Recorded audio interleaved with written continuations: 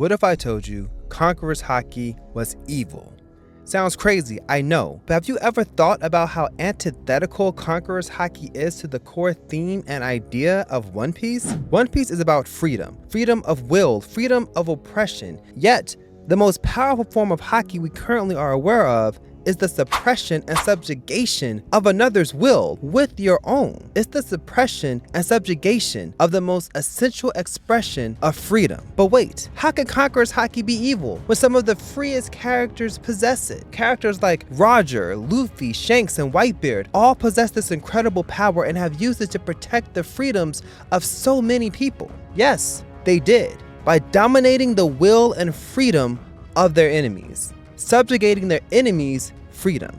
Now, before you click off the video, understand that everyone expresses their freedom in diverse ways, some for good, some for evil. I'm not discussing that aspect. What I'm saying is the idea of Conqueror's Haki is in contrast to the ideals of freedom and liberation. However, what if I told you that we're not done with Haki yet? What if I told you there are 3 hidden types of Haki One Piece has implied but has yet to unveil? But before we get started, if you are enjoying my content and enjoyed this video, then please give it a like and subscribe to the page. In the spirit of One Piece, subscribing is free to you and helps support my journey as a One Piece creator. My goal is 2,500 subs before the end of the year, and with your help, I know I can make it there. Now, when we're talking about hidden types of Haki, we're really looking for context clues and not direct confirmation. Also, if this isn't obvious, this is merely a theory and it will contain spoilers. That being said, I believe there are 3 hidden types of Haki. 3 types that symbolize complete mastery of each discipline of Haki and a level of power greater than the advanced forms of these forms. And what if I told you that we've seen all 3 of these mastered forms of Haki? So, for the sake of conversation, I'm going to be calling these 3 types of Haki manifestation, insertion, and liberation. Alright, so the first is manifestation. Manifestation would be the highest and final form of observation Haki. Observation Haki revolves around the ability to sense the presence, strength, and emotions of others, as well as gain limited precognitive abilities, being able to see into the future. We've seen several pirates use these abilities to various degrees, and we've also seen manifestation used as well. When we look at observation Haki, it's primarily able to sense the presence of others and growing that until you can see another's future. With manifestation, you look inward to your own presence and bring out that power. Examples of this can be seen in characters like Nico Robin, Jory Bonnie, and the Gorosei. Nico Robin's ability to transform into her devil form is a direct manifestation of her being known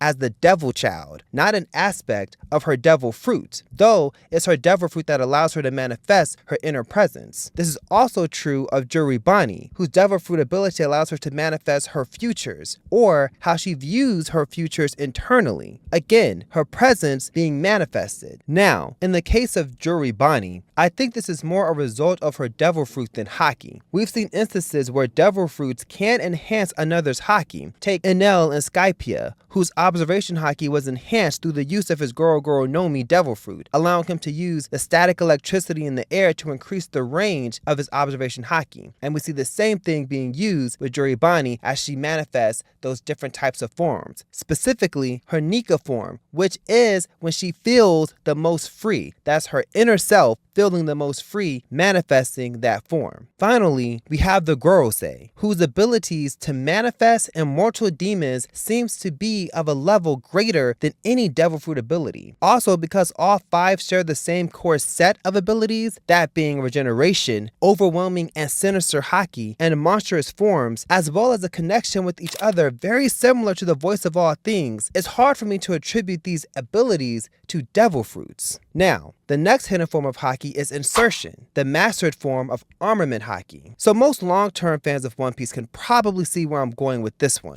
It's the Black Blades. But before I go into the Black Blades and how they're created, we need to understand armament Haki. With armament Haki, you're able to use your own spiritual energy to create armor around you. It's usually invisible, but you can harden your Haki, which turns that part of your body or weapon infused with your Haki black. When you advance in this ability, you're able to emit your haki outwards from yourself, allowing you to create invisible barriers, extend your haki to coat your body, and even send your haki into an object or opponent to cause internal destruction. When armament haki is mastered, you're able to insert your haki into an object, maybe even a person, and it will remain within said object or person permanently or until used. We see two cases of this. First is the black blades. We know from Yukimaru that black blades are forged with the swordsman's haki. While we don't know exactly how you forge a black blade, considering Mihawk, who is in possession of the strongest black blade, expressed to Zoro that every blade can become a black blade, and that process involves imbuing your haki into the blade. With insertion, you are literally giving the sword your own haki over time permanently. Now, we can assume this requires a significant amount of haki to achieve, but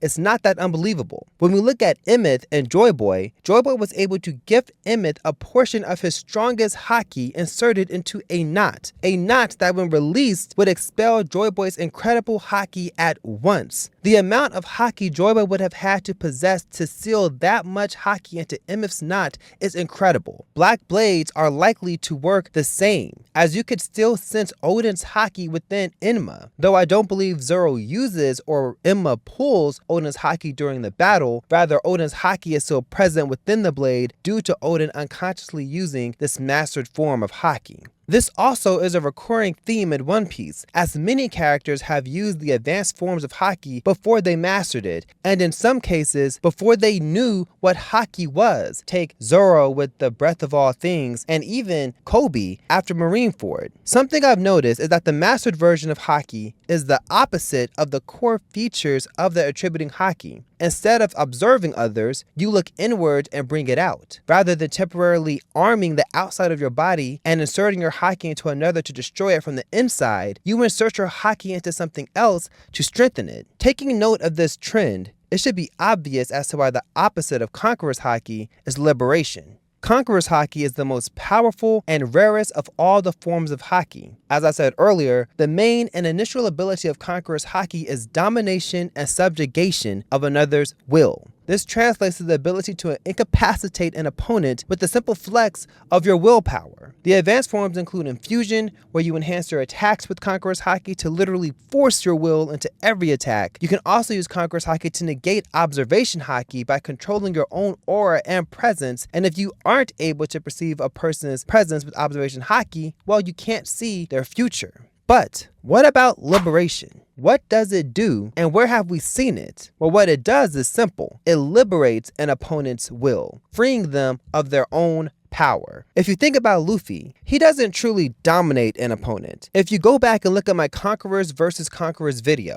I detail how both Katakuri and Kaido lost to Luffy, though at the time of their battles, most would argue they were stronger than Luffy. Now in the video, I didn't have the liberation haki theory yet, but we see Luffy essentially free both Kaido and Katakuri of their wills. Katakuri's never seen falling onto his back, and Kaido accepting he's not Joy Boy, and that only Joy Boy could defeat him. Now, by Luffy's sheer willpower, he was able to actualize both forms of their wills, essentially freeing them of the burden of that will. Katakuri willingly fell onto his back, and Kaido accepted his defeat to Luffy as the next Joy Boy.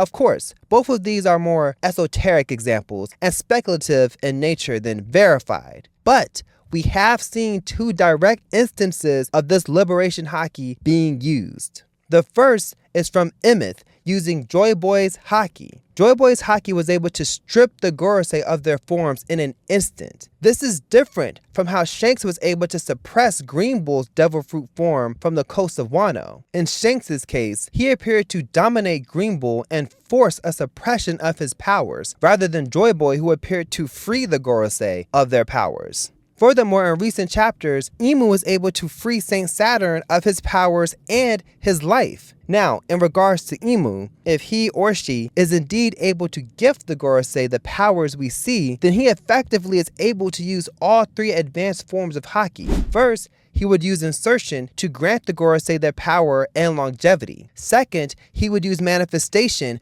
to give the Gorosei's powers forms, their yokai forms. And third, with Liberation, he's able to free them of that power on a whim. It would make Imu by far the most powerful character in One Piece, equal perhaps to only Joy Boy. If you think about it, it's fitting that only these two characters truly display this power of liberation. Joy Boy is the first pirate and arguably the most free person on the seas at the time of his life. And Imu is the literal king of the One Piece world. Understand that Imu does not rule, but rather he reigns. Thus, he's only bound to his own whims, giving him too unparalleled freedom. Also, I'm sure the creation of devil fruits utilize a combination of all these three types of hidden haki, but that's for another video. And that's going to be it for this theory. Tell me what you think in the comments below. Can you see there being additional forms of haki? If so, what do you think they are, and how will they play a part in the story of One Piece? If you enjoyed this video and enjoy my content, hit that like button and please do subscribe to the page. Now, since I have you here are 2 videos you might like. Until next time, I've been the Blank Face, and I'll see you in the next one.